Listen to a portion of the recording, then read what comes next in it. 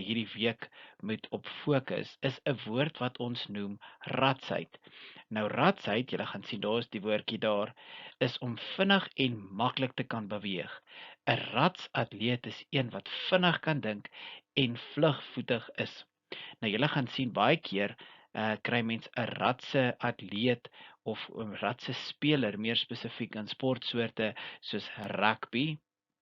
Ek is seker julle almal kyk rugby. Pappa is ook seker 'n groot liefhebber van die Blou Bulle.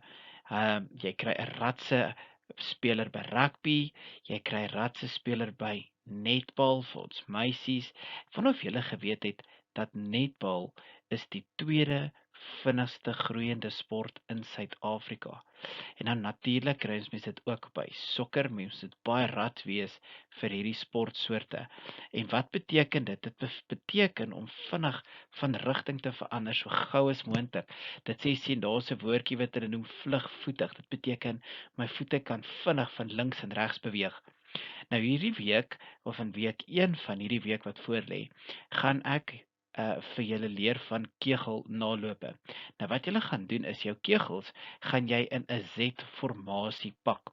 Nou wat is 'n Z-formasie? Jy gaan vir jou 'n kegeltjie kry of kry sommer net vir jou enige baken, miskien dalk 'n stoel in die agterplaas en doen dit sommer saam met mamma of pappa of boetie of sussie. Sit die eerste baken daar en dan tel jy omtrent so 20 meter af in 'n reguit lyntjie, dan sit jy vir jou 'n tweede baken. Dit kan ook meer wees, dit kan 30 meter wees, 40 meter, selfs 50 meter wees.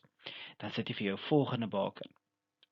Dan gaan jy vir jou 'n nog 'n baken so af lê in lyn met jou eerste baken en dit gaan dan kegel of baken nommer 3 wees.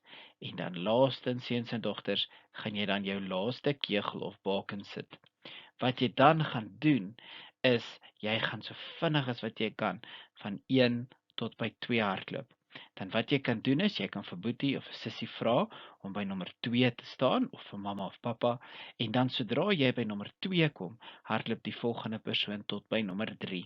En sodra die persoon na by nommer 3 kom, hardloop daai persoon dan tot by nommer 4.